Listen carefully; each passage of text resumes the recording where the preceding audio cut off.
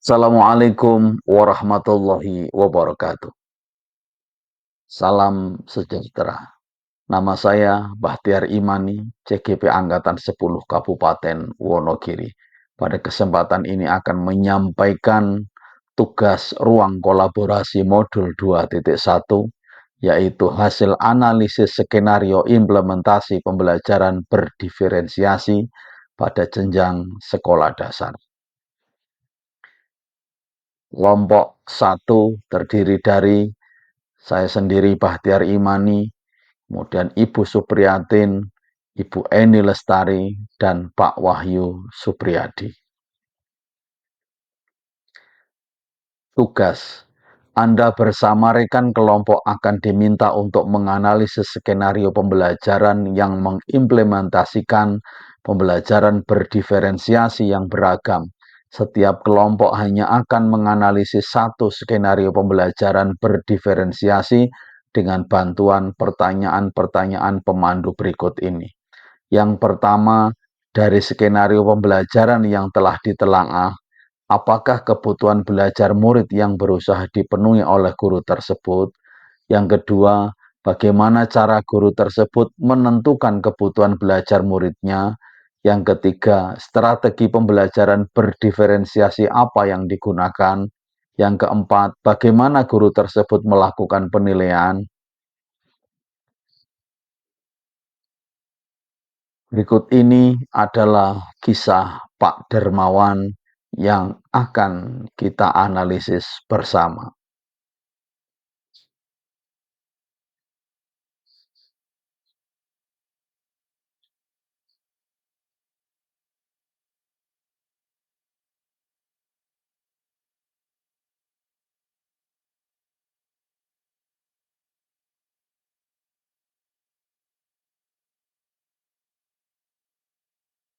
Pertanyaan pertama, dari skenario pembelajaran yang telah ditelaah, apakah kebutuhan belajar murid yang berusaha dipenuhi oleh guru tersebut? Bagaimana cara guru tersebut menentukan kebutuhan belajar muridnya? Dari teks bacaan tersebut, juga menyimak video yang ada, maka kebutuhan belajar yang diakomodasi Pak Dermawan adalah: satu, kesiapan belajar; dua, minat; yang ketiga, profil belajar. Berikut adalah penjelasannya. Kesiapan belajar, yaitu yang pertama, Pak Dermawan mengelompokkan murid berdasarkan kemampuan membaca.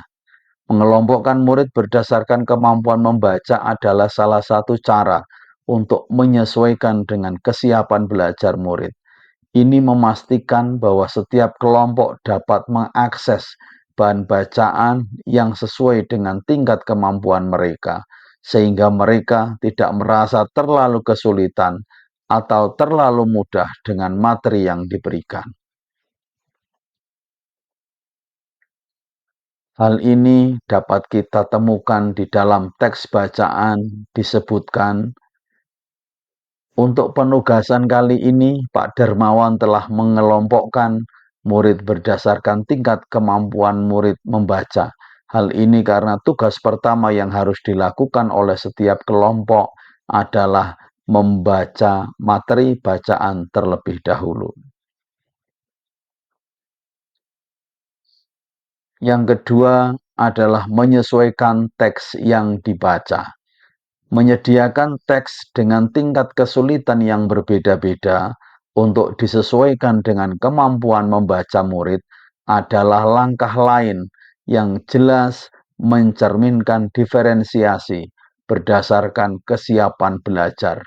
Ini membantu murid memahami materi sesuai dengan level mereka, sehingga mereka dapat belajar lebih efektif.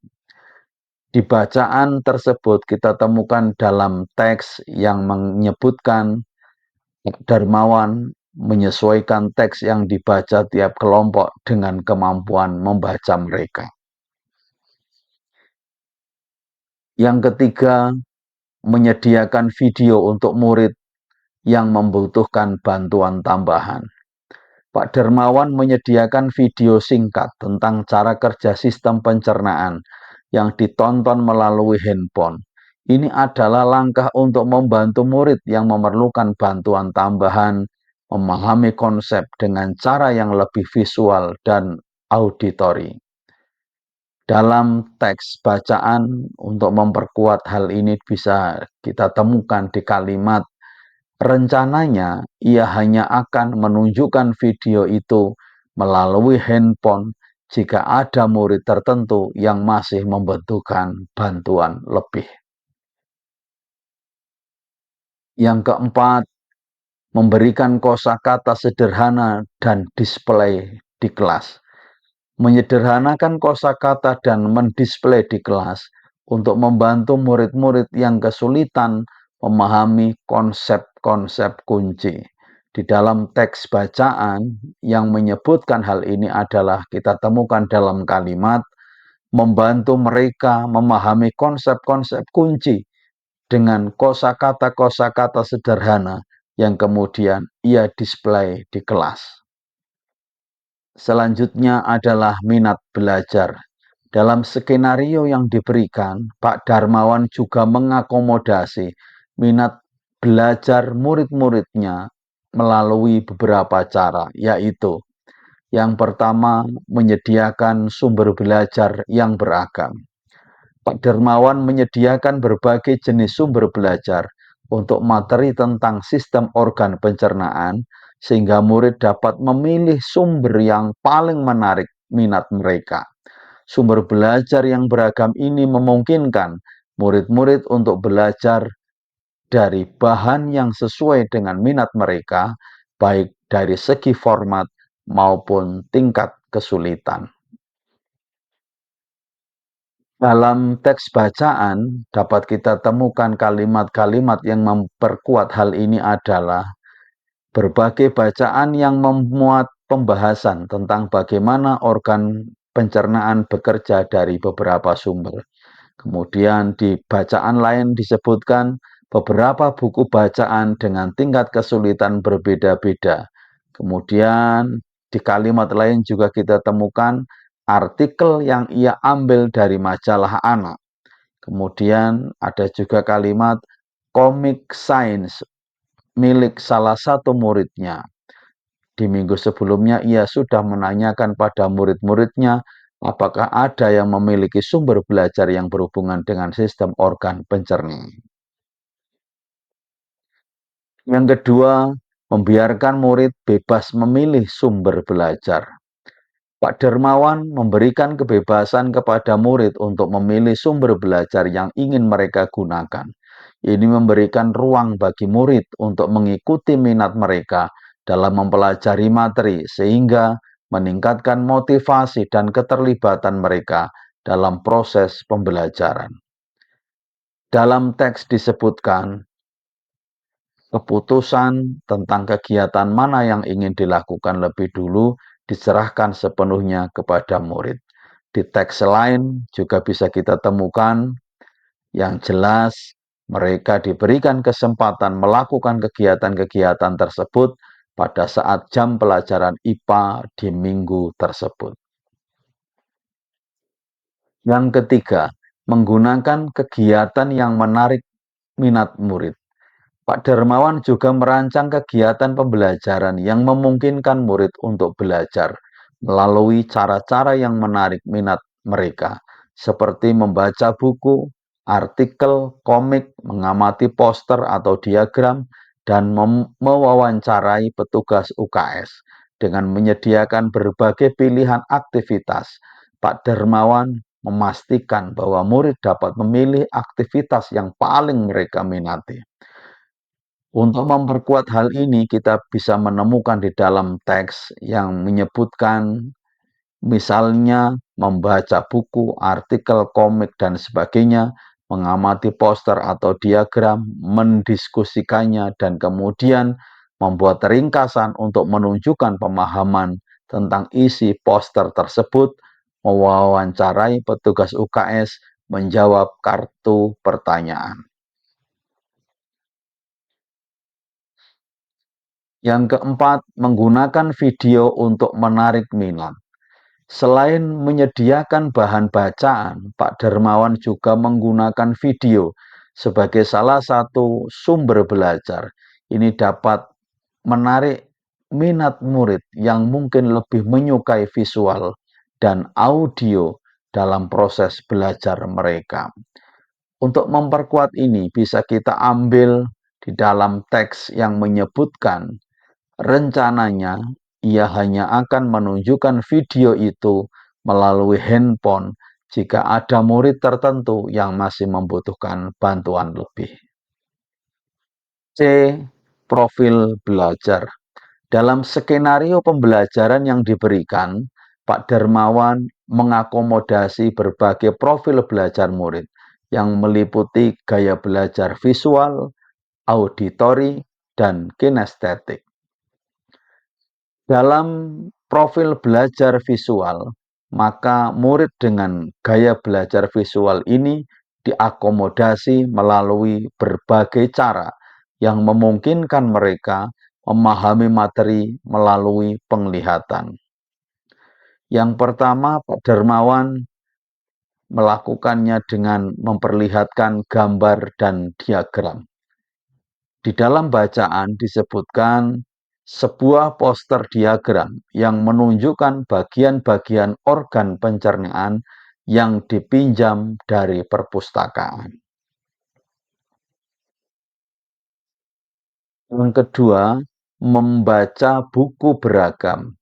Berbagai bacaan yang memuat pembahasan tentang bagaimana organ pencernaan bekerja dari beberapa sumber.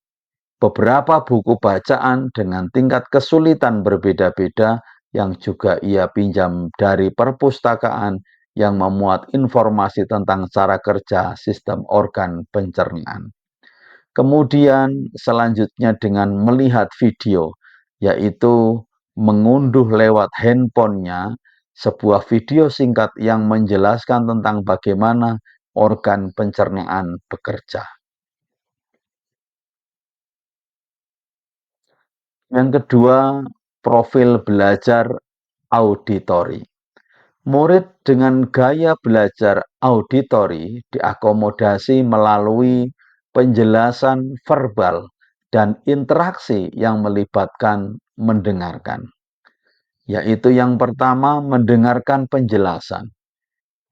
Di dalam teks disebutkan di awal pembelajaran, Pak Darmawan memberikan penjelasan kepada semua murid yang ada di kelasnya tentang tujuan pembelajaran dan konsep kunci yang ia ingin anak-anak kuasai. Kemudian selanjutnya adalah dalam proses tanya jawab dan contoh-contoh. Di dalam teks bacaan dapat kita temukan kalimat lewat proses tanya jawab dan contoh-contoh, ia juga memastikan bahwa murid-muridnya memahami apa yang dimaksud dengan sistem. Selanjutnya adalah profil belajar kinestetik. Murid dengan gaya belajar kinestetik diakomodasi melalui kegiatan yang melibatkan gerakan fisik dan manipulasi objek. Pak Darmawan dalam hal ini melakukan beberapa hal. Yang pertama adalah pengamatan melalui poster.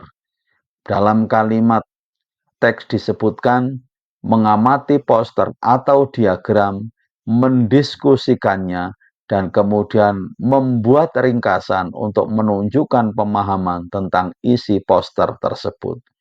Kemudian selanjutnya adalah menggunakan komik. Dalam teks disebutkan komik sign milik salah satu muridnya. Kebetulan ada satu muridnya yang memiliki komik sign dan diminta untuk membawanya ke sekolah. Kemudian yaitu dengan kartu-kartu pertanyaan. Dalam teks disebutkan Pak Darmawan juga membuat kartu-kartu pertanyaan yang dapat digunakan mengkonstruksi sendiri pemahaman murid.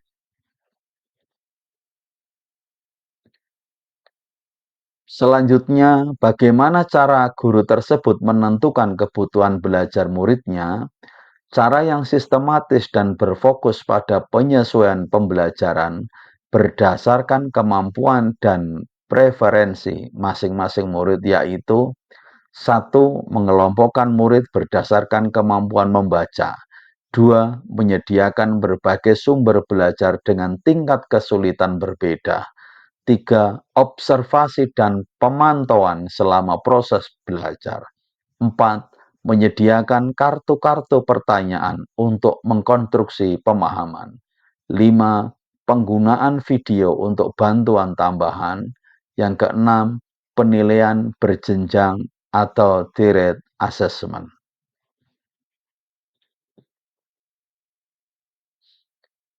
Pertanyaan kedua, strategi pembelajaran berdiferensiasi apa yang digunakan? Apabila kita menyimak teks tersebut, maka dapat kita ketahui bahwa strategi pembelajaran berdiferensiasi yang digunakan oleh Pak Darmawan adalah konten, proses, dan produk. Berikut adalah penjelasannya. Yang pertama, konten. Pak Darmawan menggunakan berbagai sumber belajar untuk memenuhi kebutuhan murid yang berbeda berdasarkan kesiapan, minat, dan profil belajar mereka. Yang pertama, berbagai sumber belajar terdiri dari buku, komik, poster, video, artikel, kartu pertanyaan. Kemudian daftar kegiatan. Di dalam teks disebutkan, Pak Darmawan lalu mempersiapkan daftar kegiatan lengkap dengan instruksinya. Yang kedua, proses. Pak Darmawan juga menggunakan diferensiasi proses untuk membantu murid memahami dan memaknai informasi. Apa saja diferensiasi prosesnya? Yang pertama, mengelompokkan murid berdasar kemampuan membaca. Yang kedua, mengobservasi dan memantau pemahaman murid. Di dalam teks disebutkan, Pak Darmawan memastikan ia mengobservasi dan memantau pemahaman murid-muridnya. Selanjutnya adalah menyerahkan keputusan kepada murid sesuai dengan minatnya. Di dalam teks disebutkan keputusan tentang kegiatan mana yang ingin dilakukan lebih dulu diserahkan sepenuhnya kepada murid. Selanjutnya adalah siswa bebas menyelesaikan tugas dengan rentang waktu 1 minggu. Di dalam teks disebutkan setiap kelompok akan mendapatkan target untuk menyelesaikan kegiatan yang telah disiapkan oleh Pak Darmawan tersebut. Kemudian menggunakan kosakata sederhana yang dapat dibantu oleh guru. Selanjutnya, memberikan tantangan tambahan untuk murid yang lebih mampu, yaitu di dalam teks disebutkan mengajukan pertanyaan dan memberi pertanyaan lanjutan kepada murid-murid yang memerlukan bantuan atau perlu diberikan tantangan lebih. Yang ketiga, diferensiasi produk. Diferensiasi produk diterapkan melalui penugasan akhir yang bervariasi berdasarkan kemampuan murid. Yang pertama yaitu tugas berbentuk menjelaskan alur pencernaan dalam sebuah diagram alur sederhana, yaitu untuk murid-murid yang kemampuannya kurang. Kemudian, produk selanjutnya membuat sebuah cerita narasi tentang alur pencernaan dengan kosakata yang lebih bervariasi, yaitu untuk murid-murid yang kemampuannya sedang. Kemudian produk selanjutnya yaitu membuat sebuah cerita kreatif dari perspektif seorang makanan yang menarasikan alur pencernaan, yaitu untuk murid-murid yang kemampuannya tinggi. Pertanyaan ketiga, Bagaimana guru tersebut melakukan penilaian? Pak Dermawan menggunakan strategi penilaian formatif yang terstruktur dan berkelanjutan untuk mengukur dan memantau kemajuan belajar murid-muridnya dalam memahami sistem pencernaan. Yang pertama, penilaian awal. Pak Dermawan memulai proses pembelajaran dengan melakukan penilaian awal untuk mengetahui tingkat pemahaman awal murid terhadap materi sistem pencernaan. Langkah-langkah yang dilakukan termasuk yaitu kartu pertanyaan, kemudian diskusi awal. Di dalam teks disebutkan, melalui proses tanya jawab dan diskusi, Pak Darmawan memastikan bahwa semua murid memahami tujuan pembelajaran dan konsep kunci yang akan dipelajari.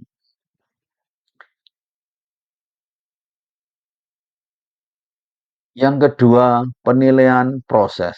Selama proses pembelajaran berlangsung, Dermawan aktif melakukan evaluasi terhadap proses belajar murid.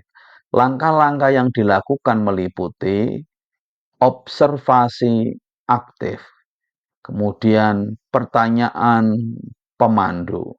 Dalam teks disebutkan, Pak Dermawan menggunakan pertanyaan pemandu untuk mengarahkan murid dalam membangun pemahaman mereka. Pertanyaan ini memberikan wawasan tentang sejauh mana murid dapat menerapkan konsep yang dipelajari dalam konteks praktis. Penilaian selanjutnya yaitu penilaian akhir. Pak Dermawan melakukan penilaian akhir untuk mengevaluasi pemahaman dan pencapaian belajar murid setelah proses pembelajaran selesai.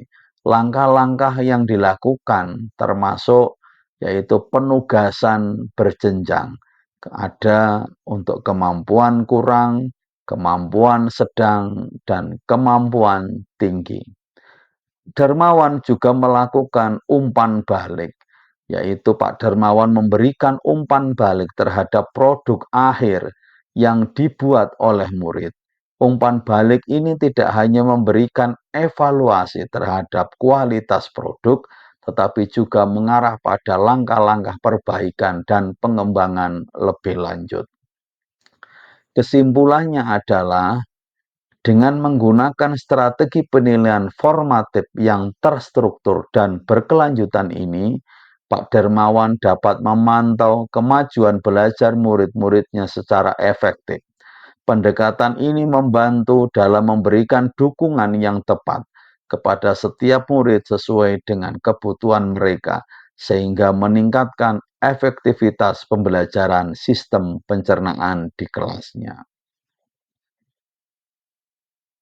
Dalam presentasi kami juga ada pertanyaan-pertanyaan dari teman-teman, yaitu pertanyaan dari Ibu Yohan Dwi Lestari yang menanyakan tentang penilaian berjenjang.